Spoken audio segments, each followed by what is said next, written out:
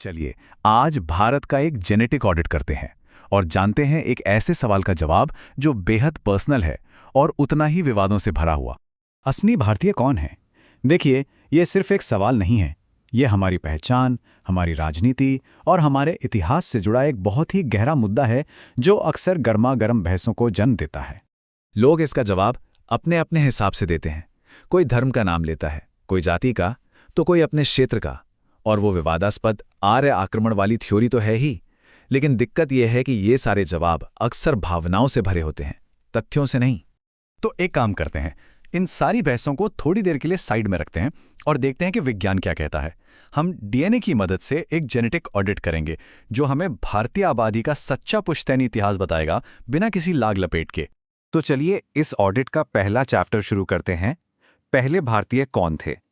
और ये हमें भारत में मॉडर्न इंसानों की कहानी की एकदम शुरुआत में ले जाएगा।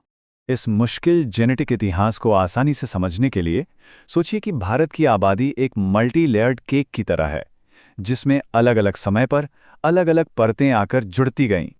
अच्छा, तो अब इस केक की सबसे पहली और सबसे बड़ी परत को देखिए।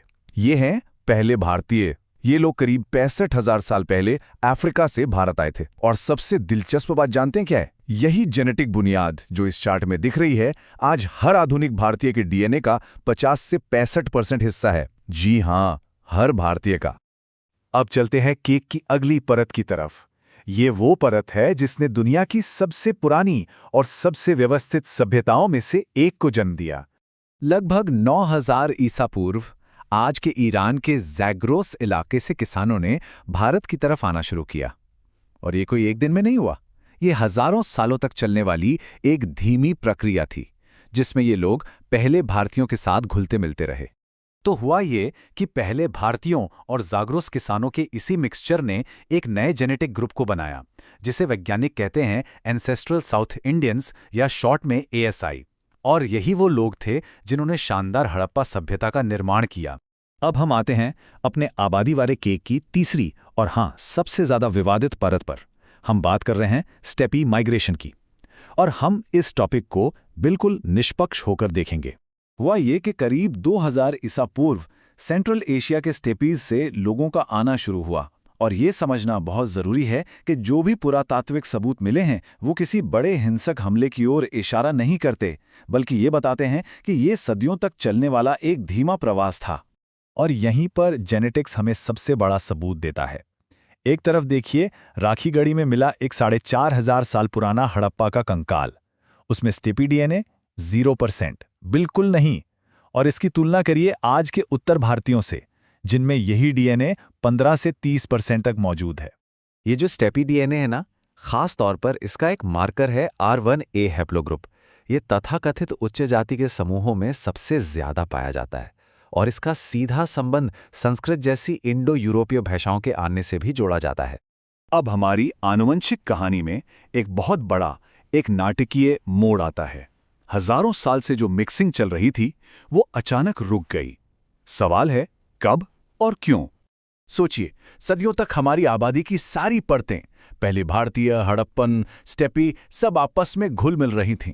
एक बड़ा जेनेटिक मिक्सचर तैयार हो रहा था और फिर एकदम से फुल स्टॉप लग गया। इस फुल स्टॉप का वैज्ञानिक नाम है एंडोगैमी, यानी अंतर्विवाह। इसका मतलब है सिर्फ अपने ही सामाजिक समूह या अपनी ही जाति में शादी करना। और इसी एक सामाजिक नियम ने हमारी पूरी जेनेटिक कहानी को हमेशा के लिए बदल दिया। तो ये ठहराव आया कब? आज से लगभग 1900 साल पहले, यानी 100 ईस्वी के आसपास। ये वही दौर था जब जाति व्यवस्था बहुत कठोर हो गई थी और उसने आबादी को अलग अलग जेनेटिक खांचों में, समझिए, बंद कर दिया। तो अब समय आ गया है कि इन सभी परतों को एक साथ लाया जाए और इस जेनेटिक ऑडिट का आखिरी और निर्णायक फैसला सुनाया जाए। चलिए, एक आखिरी बार उस केक वाली बात पर लौटते हैं। तो एक आधुनिक भारतीय की रेसिपी क्या है? इसका बेस है पहले भारतीय, इसकी फिलिंग है ज़ैग्रोस के किसान, ऊपर की फ्रॉस्टिंग है स्टेपी प्रवासियों की। और हाँ, इसमें कुछ छिपे हुए फ्लेवर भी हैं, जैसे दक्षिण पूर्व एशिया से आए समूह। तो जेनेटिक डेटा से एक बात शीशे की तरह साफ हो जाती है, कोई भी शुद्ध नहीं है। हम सब एक मिक्सचर हैं, एक मिलीजुली रेसिपी। किसी भी जाति या इलाके के प्योर भारतीय होने का दावा विज्ञान की नज़र में बस एक मिथक है, हकीकत नहीं। और ये हमें एक आखिरी और बहुत गहरे सवाल पर लाकर छोड़ देता है। अगर विज्ञान ये दिखा रहा है कि हम सब एक मिश्रण हैं, तो फिर इस शुद्धता का आखिर मतलब ही क्या है?